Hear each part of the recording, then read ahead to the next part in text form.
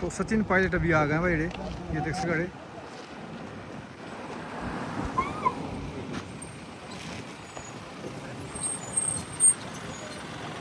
ये देखिए सचिन पायलट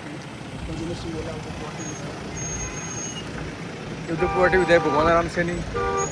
और ये देखोगे आप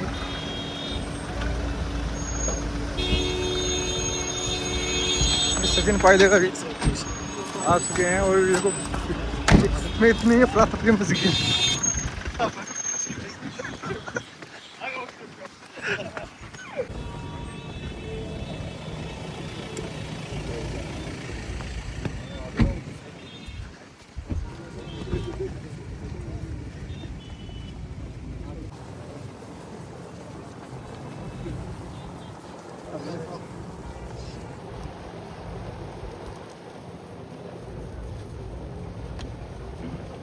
सोना सिर्फ गहना नहीं होता, ये वो सच्चाई है जिसे पीढ़ियां संभाल कर रखती हैं। महारानी ज्वेलर्स में हर गहना खूबसूरती के साथ लाता है भरोसे की चमक। यहाँ हर पीस को परखा जाता है गोल्ड टेस्टिंग मशीन से।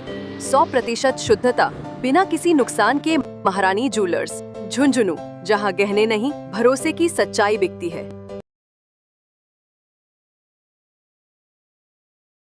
की जो मृत्यु हुई है उसमें परिवार का दुख बांटने के लिए हम सब यहाँ पर आए थे और एक 22-23 साल का नौजवान इस प्रकार अपनी जान खो दे, ये बहुत दुख की बात है, ना सिर्फ इस परिवार के लिए, समाज के लिए, लेकिन पूरे देश प्रदेश के लिए। और जैसा आप जानते हैं उनके 4 बच्चे हैं, 3 बच्चियाँ हैं, 1 लड़का है।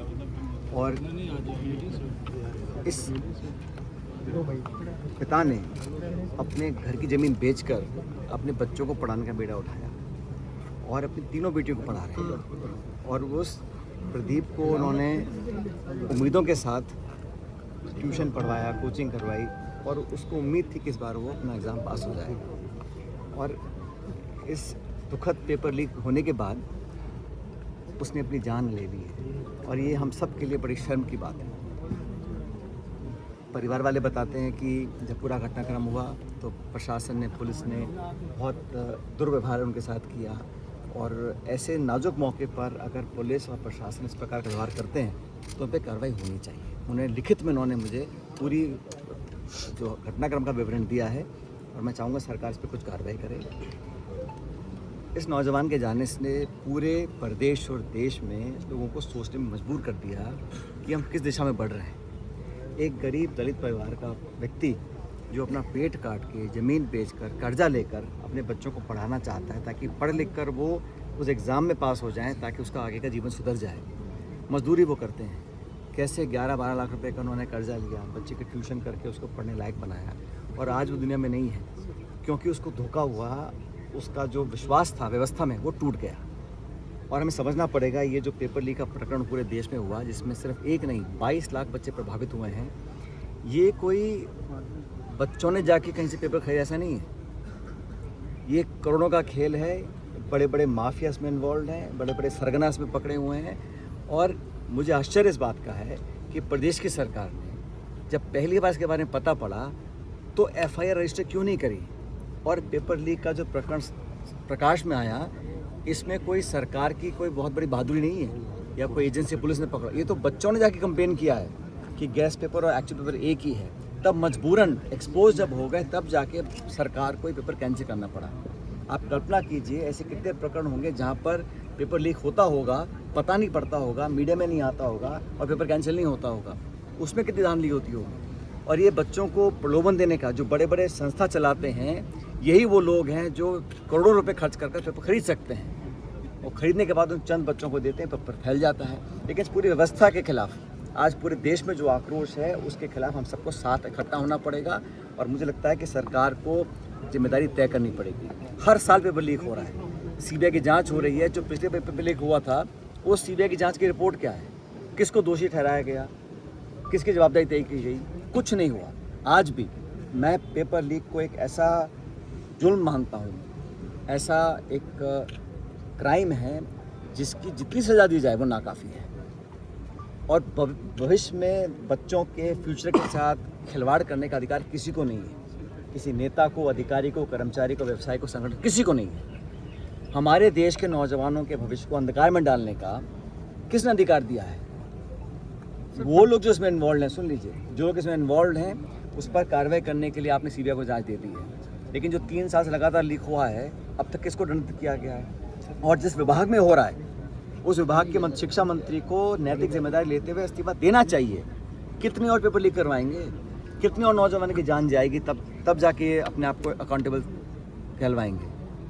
तो सरकार ने अभी तक कोई इसमें स्टेटमेंट नहीं दिया है।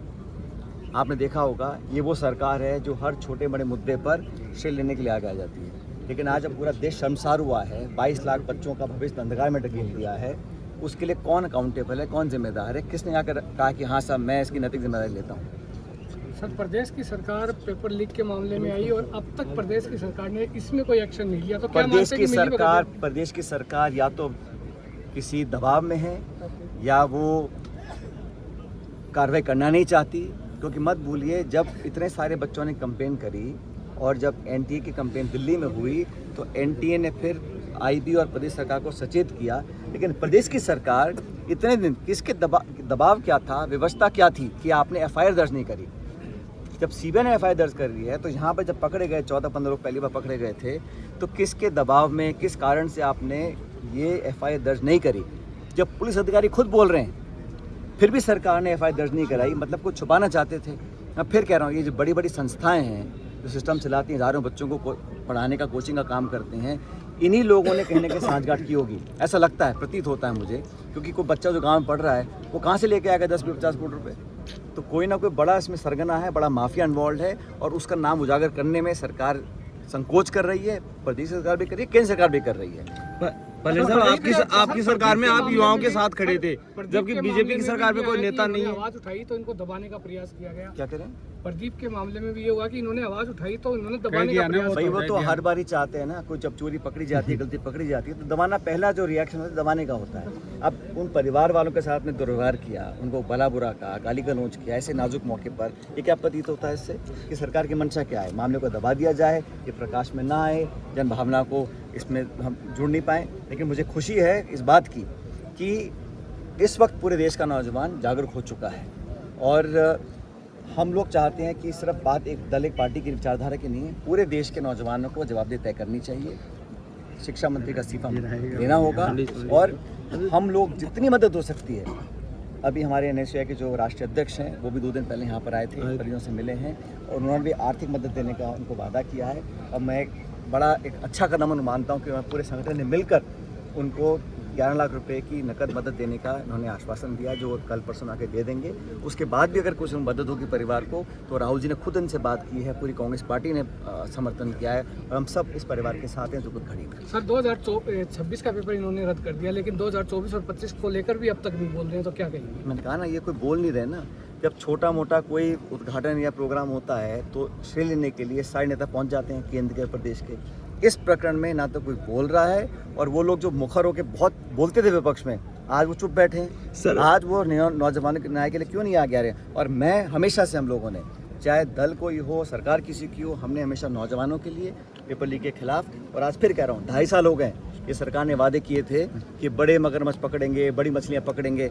अब जब इतनी बार पेपर लीक हो गया और नाम राजस्थान से जुड़ रहे हैं तो किसको आपने पकड़ा, किसको अंदर किया, किस पे केस किया, बताया सरकार ने? 2.5 साल की बात कर रहे हैं, लेकिन कोर्ट ने 31 जुलाई डेडलाइन की है। सर, क्या कहेंगे कि सरकार चुनाव कराने के मूड में है या नहीं? सुन लो, 2.5 साल में ना तो उन्होंने कोई छात्र संघ के चुनाव कराए हैं, ना नगर पालिका कराए हैं, ना पंचायत चुनाव कराए हैं। और आप देखिए बहाने क्या देते हैं कोर्ट में कि गर्मी ज़्यादा है और रिपोर्ट नहीं आई है। बहानेबाजी कर कर चुनाव टालना चाहते हैं। और अब जब पेपर लीक हो गया, अब क्या मुँह लेके जाएंगे? पायलट साहब, आप ये तो चुनाव कराना चाहते नहीं है और कोर्ट ने पहले भी कहा था, दोबारा आदेशित किया है कि 31 जुलाई से पहले चुनाव कराएं और हम चाहते चुनाव हो। लेकिन मुझे लगता है कि दोबारा कोर्ट का, सुप्रीम कोर्ट जाएंगे और चुनाव टालने की कोशिश करेंगे। पायलट साहब, जब आपकी सरकार थी तो आप युवाओं के साथ खड़े थे। उधर मैं बात करूं, बीजेपी की सरकार है, नेता पेपर माफियाओं के साथ खड़े हैं। देश का किस दिशा में जा रहा है? यही सवाल पूरा देश पूछ रहा है।